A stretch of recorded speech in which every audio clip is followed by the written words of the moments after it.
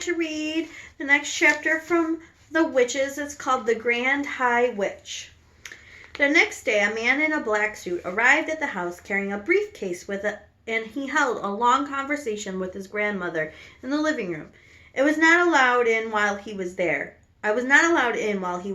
but when at last he went away, my grandmother came in to me, walking very slowly and looking very sad.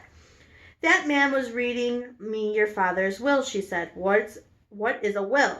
It is something you write before you die, and in it you say who is going to have your money and your property, but most important of all, it says who is going to look after your child if both the mother and the father are dead. A fearful panic took hold of me. I did say, Grandmama, I cried, I don't have to go to somebody else's, do I? No, she said, your father would never have done that. He has asked me to take care of you for as long as I live, but he has also asked that I take you back to your house in England. He wants us to stay there. But why? I said. Why can't we stay here in Norway? You would hate to live anywhere else. You told me you would. I know, but there are a lot of complications with money and with the house that you wouldn't understand. Also, it said in the will that although all your family is Norwegian, your education there although your family is Norwegian, you were born in England and you have started your education there, and he wants you to continue going to English schools. Oh, Grandmama, I cried, you don't want to go live in our English house. I know you don't. Of course I don't, she said, but I am afraid I must. That the will said that your mother felt the same way about it, and it is important to respect the wishes of the parents. There was no way out of it. We had to go to the England and my grandmother started making arrangements at once. Your next school term begins in a few days, she said, so we don't have any time to waste. On the evening before we left for England, my grandmother got on her favorite subject once again. There were so many witches in England as there are in Norway. There are not as many witches in England as there are in Norway, she said. I'm sure I won't meet one, I said. I sincerely hope you won't, because those English witches are probably the most vicious in the whole world. As she sat there smoking her foul cigar and talking away, I kept looking at the hand with the missing thumb. I couldn't help it. I was fascinated by it, and I kept wondering what awful things had happened that time when she had met a witch. It must have been something absolutely appalling and gruesome. Otherwise, she would have told me about it. Maybe the thumb had been twisted off, or perhaps she had been forced to jam her thumb down the spout of a boiling kettle until it was steamed away. Or did something pull it out of her hand like a tooth? I couldn't help trying to guess.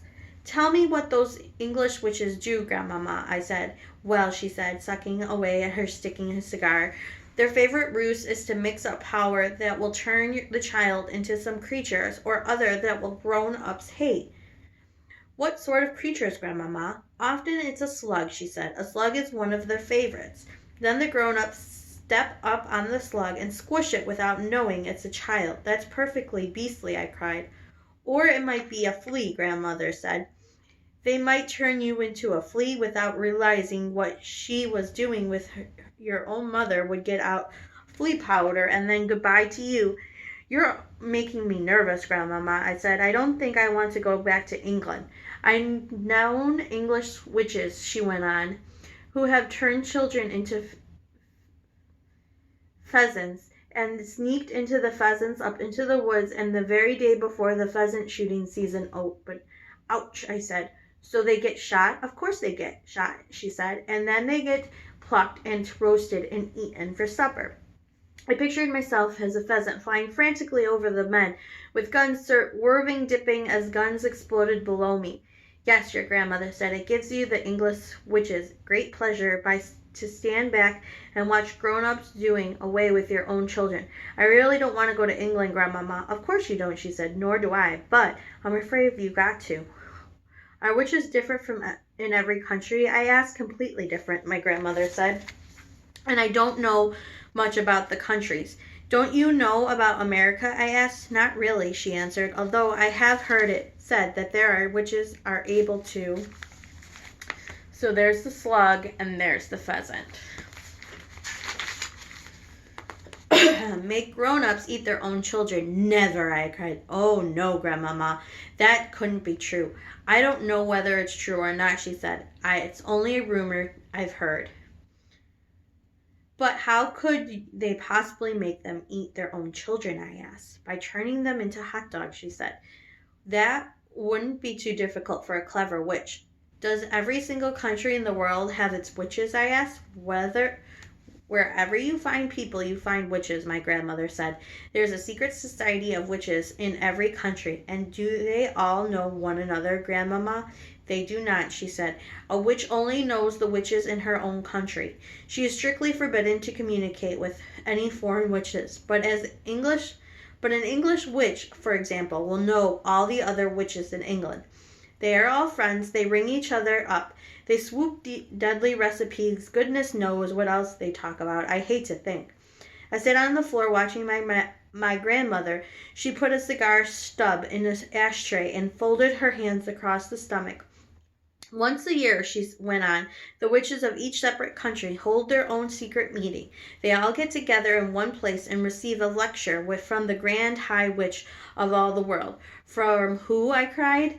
She said a ruler of them all, my grandmother, and she's all powerful. She is without mercy. All the witches are petrified of her. They see her only once a year in the annual meeting. She does there a whip up excitement, enthusiasm, and gives orders. The Grand High Witch travel from country to country attending these annual meetings. Where do they all have these meetings, Grandmama? There are all sorts of rumors, my grandmother answered. I have heard it said that they just book into a hotel like any other group of women who are holding up meetings. I also have heard it said that some very peculiar things go on in the hotels that they stay in. It is also rumored that the beds are never slept in, and that the burn marks on the bedroom carpets are toads are discovered in the bathtubs, and that down in the kitchen the cook once found a baby crocodile swimming in his saucepan of soup. My grandmother picked up a cigar, took another puff, inhaling foul smoke deeply into her lungs. What does the Grand High Witch live when she's home? I asked. Nobody knows, my grandmother said. If we knew that, then she could be rooted out and destroyed. Witchophiles are all over the world, have spent their lives trying to discover the secret headquarters of the Grand High Witch. Which is a witchophile, Grandmama? A person who studies witches and knows a lot about them, my grandmother said. Are you a witchophile, Grandmama? I'm a retired witchophile, she said. I am too old to have active any longer. But when I was younger, I traveled all over the globe trying to track down the Grand High Witch. I never came even close to succeeding. Is she rich? I asked. She's rolling, my grandmother said, simply rolling in money. Rumor has it there is a machine in the headquarters which is exactly like the machine the government uses to print the bank notes you and I use. After all, the banknotes are only bits of paper with special designs of pictures on them. Anyone can make them who has the right machine and the right paper. My guess is that the Grand High Witch makes all the money she wants, and she dishes it out for the witches everywhere. What about foreign money? I asked. Those machines make Chinese money if you want them to, my grandmother said. It's only a question of pressing the right button. But Grandma, I said, if nobody has ever seen the Grand High Witch, you can be so sure she exists. My grandmother gave me a long, very severe look. Nobody has ever seen the devil, she said, but we know he exists. The next morning we sailed for England, and soon I was back into my old family house in Kent, but this time with only my grandmother to look after me. Then the Easter term began, and every weekday I went to school, and everything seemed to have come back to normal again. But at the bottom of our garden there was an enormous conker tree. High up in the branches, Timmy, my best friend, and I had started to build a magnificent tree house. We were able to work on it only on the weekends, but it was getting along fine. We had begun with the floor, which we built by laying wide planks between two quite far apart branches, nailing them down. Within a month we had finished the floor. Then we constructed a wooden railing around the floor and left only... There's a witchophilia studying.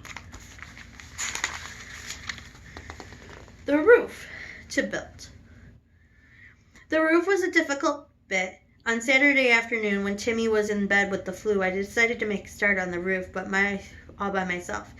It was lovely being high up there in the conker tree, if all alone, and the pale young leaves coming out everywhere around me. It was like being in a big brick cave. The height had made it extra exciting. My grandmother had told me that if I fell and I would break a leg, and every time I looked down, I got a tingle along my spine.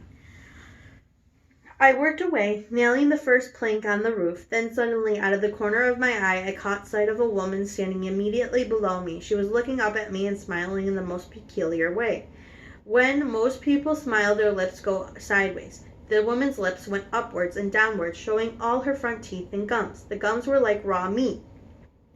It is always a shock to discover that you are being watched when you think you're alone. And what was strange woman doing in our garden? Anyway, I noticed that she was wearing a small black hat and she had black gloves on her hands, and the gloves came nearly all the way up to her elbows. Gloves! She was wearing gloves! I froze all over. I have a present for you, she said, staring at me, still smiling, like showing her teeth and gums. I didn't answer. So here he is, building the tree fort. Now what do we think? Do we think this woman's a witch? I don't know. We're going to find out. Come down out of that tree, little boy, she said. I shall give you the most exciting present I have ever had. Her voice was curious, rasping quietly.